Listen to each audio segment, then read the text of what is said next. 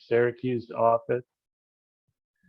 I am currently working with approximately 50 local governments across the state on this very topic, the American Rescue Plan Act, which came out in May of 2021, with a lot of complicated rules and calculations that came along with it that sort of drove everyone crazy. And then miraculously, in the first week of January, the final rules came out, which significantly added some flexibility for all of us. So what I'm going to do is talk about what those rules changed for us and what you can spend the money on, when you need to spend the money, what type of reporting you need to do, what type of accounting you need to do, and possibly whether you need an audit or not, and what you need to do to get ready for that. So with that, we'll jump into it. So what are the basics of ARPA? There are 4 basic categories that you can spend your dollars on. The first one was a response to public health emergency or negative economic impacts. The second one was basically providing premium pay for eligible workers, and we'll talk about what the definition of an eligible worker is. The third category was make necessary investments in water, sewer, broadband. And the last category, which we're going to spend most of our time on today, is the provision of government services to the extent of the reduction in revenue loss. So that one's going to take a little bit of explanation because that's where a lot of the confusion came in. So over here on our next slide, let's talk about what is revenue loss. Revenue loss is basically comparing 2019 to 2020 and just in general terms for the entire entity to see whether you've had revenue loss or not. But what happened in that final rule that came out in early January was the Treasury gave you 2 options. You do not have to do that calculation if you were awarded less than $10 million. They said you can have up to 10 million in revenue loss, no calculation necessary, which was fantastic because there were some, sort of tricky parts to that calculation. And if you were on a fiscal year, when the initial regulation came out, you had to sort of convert your revenues to a calendar year. All that's gone at this point. If, however, you did happen to receive over $10 million in revenue loss, they did provide some additional flexibility relative to that. They changed the growth factor from 4.1% to 5.2%. And they did allow you to do that calculation on the fiscal year. So, either way, it certainly was simplified. In relative to cities and counties, if you reported previously that you did not have revenue loss in your interim report, which was due back in August of last year, again, that's just for cities and counties, you are allowed to go back and say, hey, wait a minute, we did have revenue loss. We want to take that $10 million in your next report. All right. So I think I went too far. I did go too far. Okay. So revenue loss. What can you do with the revenue loss? Basically, what they say is you can use it for the provision of government services. And those government services, they define are basically what a typical government would provide. Some of the things that fall under that category, but again, they provide examples, but they say are not limited to. So, road infrastructure, cybersecurity, hardware, software, health services, environmental remediation, educational services, police, fire, other public safety, basically roads, building improvements, all those type of things are government services. Those are the things that you spend your dollars on your regular tax dollars on a regular basis. Pretty much anything would qualify. What does not qualify is on the next page here, which is the ineligible uses include paying debt service. So any existing debt you've had, you cannot use it to pay principal and interest. You can't pay bands or rands or tans. You cannot satisfy any obligations of the town that come through either a settlement agreement, judgments against the town, consent decrees. You also cannot take the money and just drop it back into your fund balance or add to like a capital reserve or an employee benefit reserve. The term that we use a lot is supplant, not, or supplement, not supplant, meaning, the example would be if you set up your town budget and you had $5 million in salaries that you went out and raised taxes for. You can't just take the ARPA funds and replace that, because what would happen? It would end up back in fund balance, or what we like to call your rainy day or your reserve funds. Can't do that. And you can't use it to support any activities that conflict with the general purpose of the American Rescue Plan Act, which is, of course, to respond to the pandemic.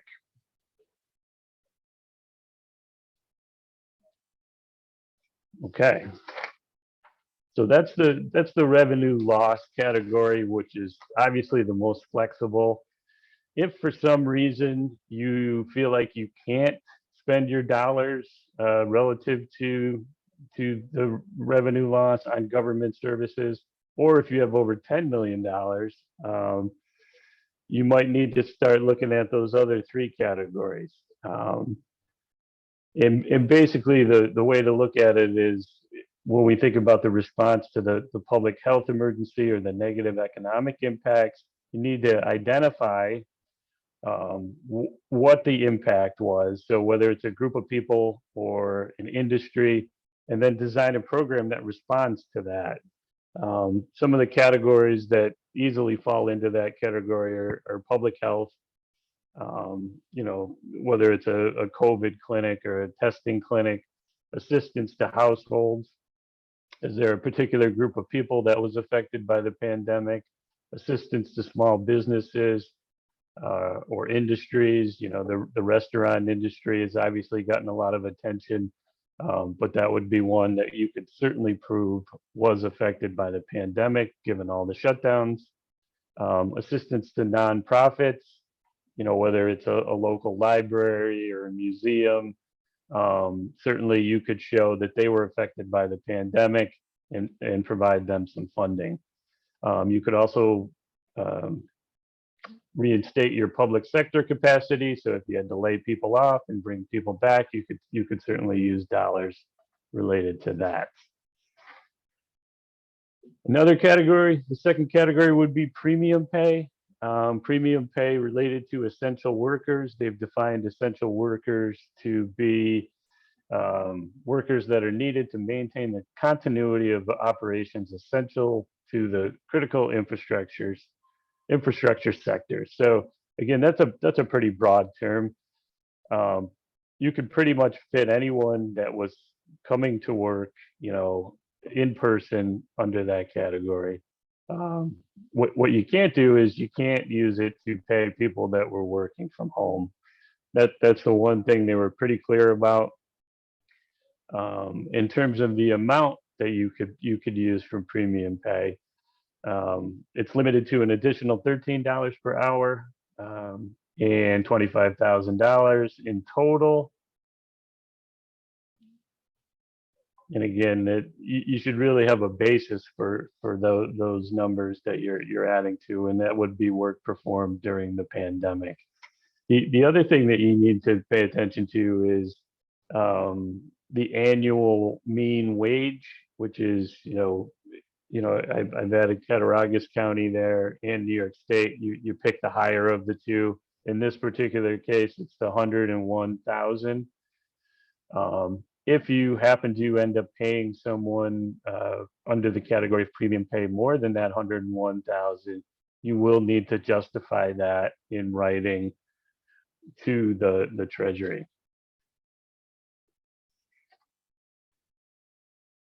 Another category that's been widely used across the state is water and sewer infrastructure. Many people are familiar with the clean water and drinking water state revolving funds. Any project that would qualify under those particular funding sources would also qualify under ARPA. Construction improvement, repair of wastewater treatments, making water infrastructure capital improvements, so installation or replacement of distribution systems, water lines, obviously. But then the Treasury also added a couple projects related to stormwater, residential wells, lead remediation, and dams and reservoirs. Again, the key here, are they necessary? And I think that gives you broad latitude in terms of water and sewer.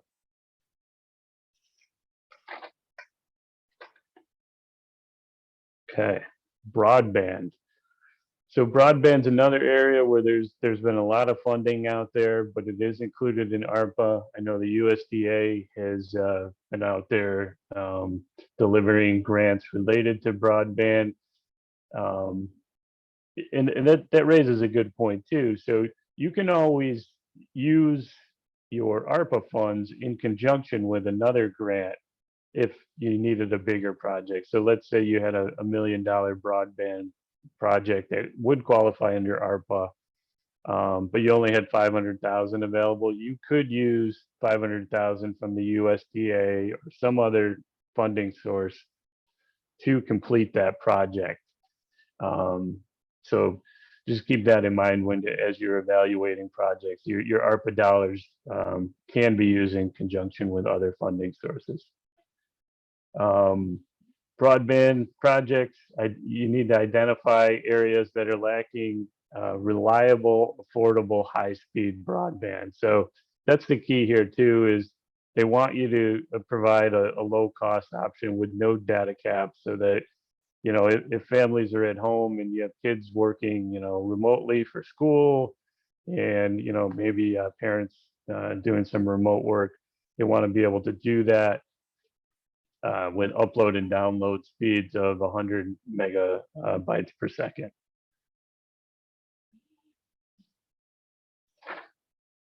All right, so how do we handle these funds as they come in? The Comptroller's Office has advised that when you receive these funds, they generally should be recorded in your general fund with a debit to cash and a credit to liability.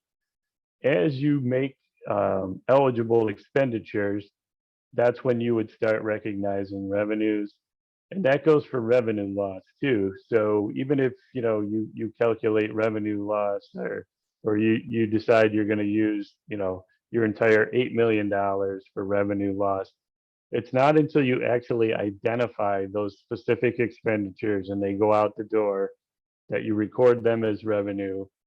And that's what would trigger your reporting that's due to the Treasury that we'll talk about in a second. So again, they do provide a little bit of flexibility if you were to set up a special revenue fund or something that you wanted to keep all of your ARPA funds in. I do believe that's okay, but in general, OSC would like to see that in the general fund, at least initially. All right. So in terms of important dates here, your project and expenditure reports that are due to the Treasury for cities and counties, that first one was due January 31st. And for towns and villages, it is due April 30th. You should have received an email from the Treasury basically saying, hey, you're set up and ready to go. And then you can do what you need to do There is a lot of guidance on treasury.com or treasury.gov, I'm sorry, that will lead you to login.gov, and basically they will walk you through what you need to do. One thing to keep in mind, that even if you haven't expended any of those dollars, you do need to file that report. And then for towns and villages, that'll be an annual report. For cities and counties, that'll be a quarterly report. Also keep in mind that you need to obligate all of your ARPA dollars by December 31, 2024. So obligate means you have a legal agreement, whether it's a PO, a contract, just some sort of agreement that gets your project started. Those projects need to be completed by December 31, 2026. So basically you need to wrap everything up by 2026 and have a pretty good idea of what you're going to do with those funds by the end of 2024. All eligible costs must have been incurred after March 3rd of 2021, although we all know the pandemic started in 2020. The Treasury has intended this to be a stimulus package for dollars that are expended from 2021 going forward.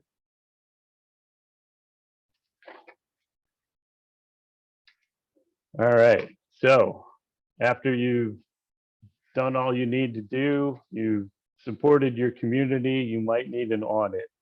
$750,000 is the magic number related to that. If for your fiscal year you have expended $750,000 in federal awards, so not just ARPA, if you happen to get some community development money or maybe some FEMA money, you have to total those up and see whether you've expended more than $750,000.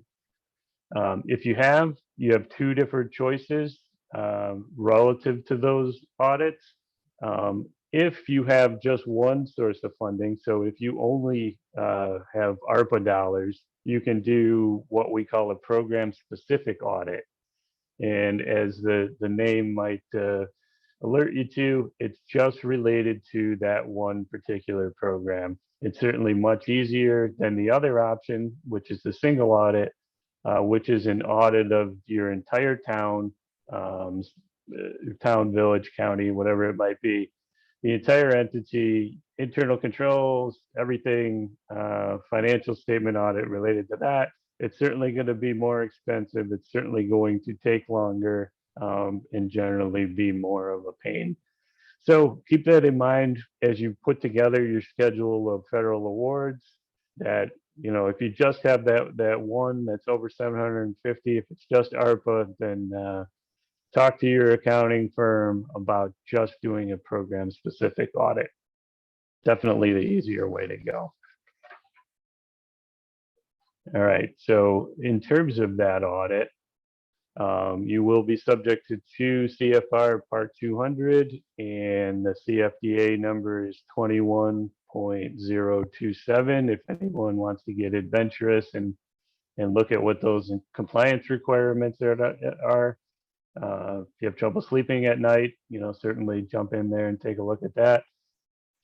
The Treasury has advised that recipients should ensure that they maintain proper supporting documentation. So what I've been advising people to do is any sort of project that you have related to ARPA, do a memo that, you know, I mean, you can go so far as to point out different sections of the ARPA regulations that you believe this expenditure relates to.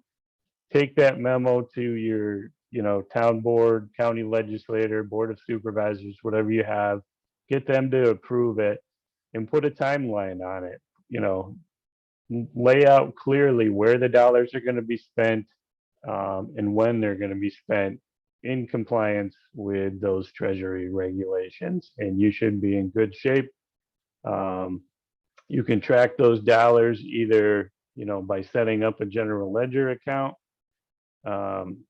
specifically related to those those particular ARPA expenditures, or you could, track them offline, and again, set up a kind of a crosswalk to your general ledger so that your auditors can follow where they are in your trial balance. All right, so some of the compliance highlights from that compliance supplement.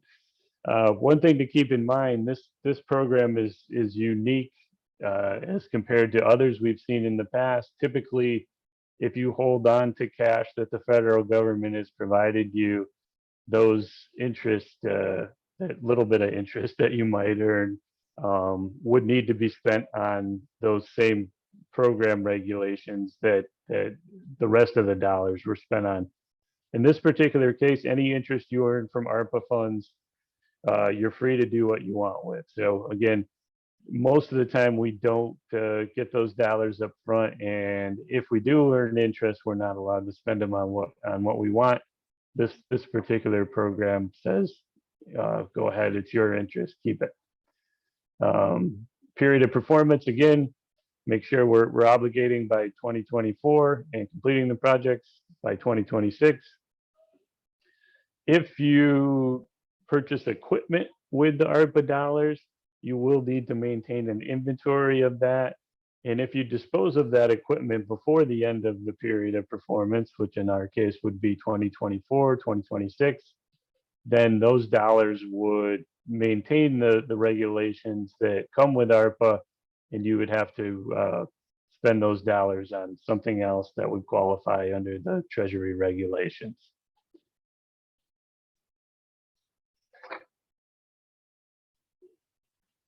Subrecipient or contractor, this has been sort of a hot topic.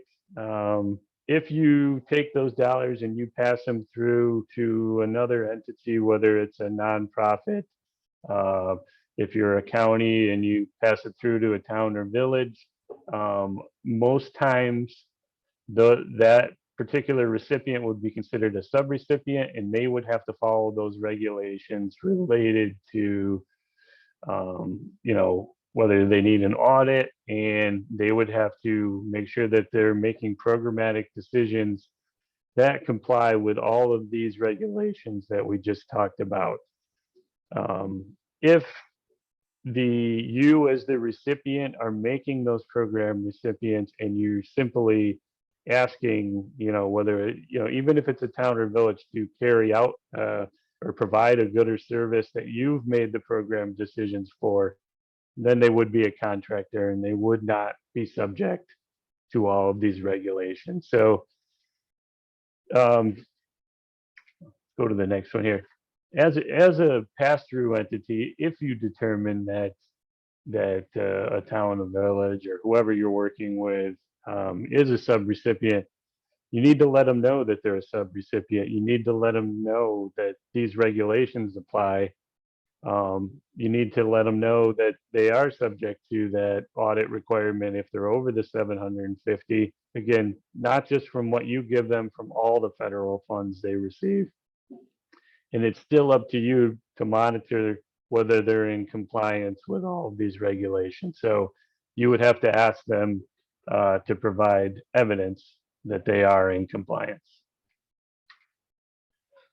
All right, so I made it through there a little bit quicker than I had planned. But again, the regulations that did come out in early January sort of focused us on that revenue loss category and provided you as a recipient with much more flexibility than we had initially. And quite frankly, you probably need guys like me a lot less than you did 6 months ago. But certainly I'm available to help. And at this point, we can open it up to any sort of questions that you might have.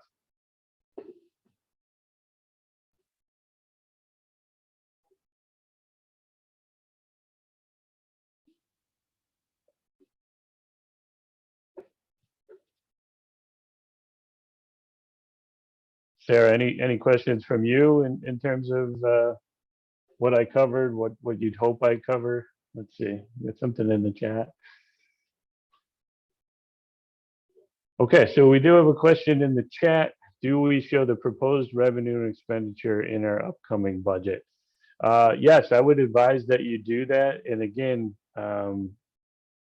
show the additional revenue source and the additional expenditure clearly separate from your tax levy.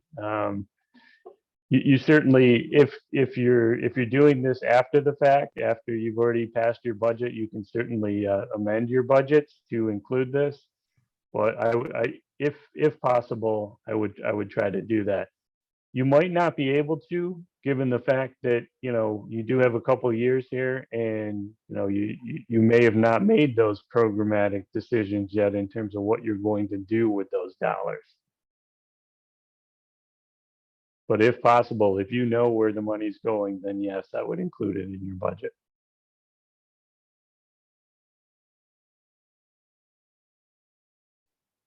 Well, thank you, Greg. That was a good presentation. And yes, you did cover everything that I thought you would. So Certainly good news for everyone that the Treasury came through and recognized that the dollars were not going out the door and provided the additional flexibility. yes.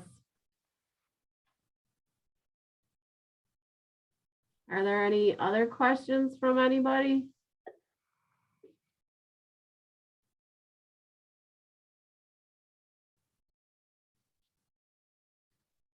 Okay, I guess we'll end the session then if there's no further questions. And thank you very much, Greg. That was a good presentation. Okay. You are certainly welcome, and my email is up there. So if questions come up afterwards, I will certainly respond and hopefully be able to answer. We do have one actually. Okay. Can you see it? Let's see. It was any idea how this is reported in the AUD to the state? Yeah, that's something I'm not 100% sure about yet. I don't believe that they've added codes yet specific to this. Again, we know that they want it in the Gen Fund, at least in terms of the initial receipt of it. I do have a person that deals a lot with AUDs, and I will check with her and see if they've added those additional codes or not. I'm assuming they're going to want to see that separate. Thank you. Any other questions?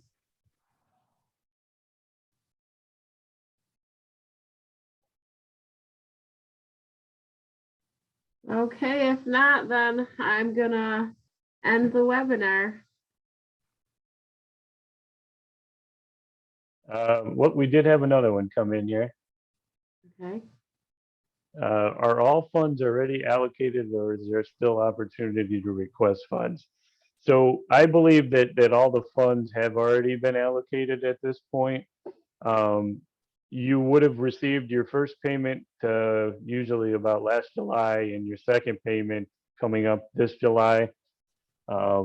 Anyone who turned down funds, basically those funds were reallocated at this point. So I think what you've been allocated is what you're going to receive at this point.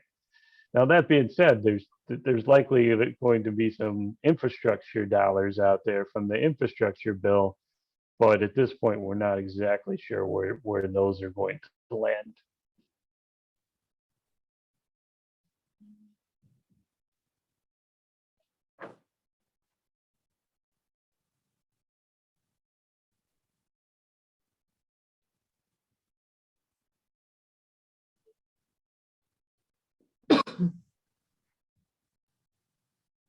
Any other questions?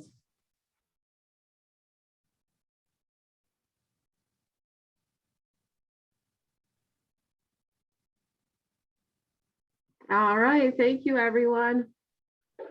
Thanks for your time today. And again, feel free to reach out if anything comes to mind later on. Okay. Bye. Bye, have a great day. You too, Greg.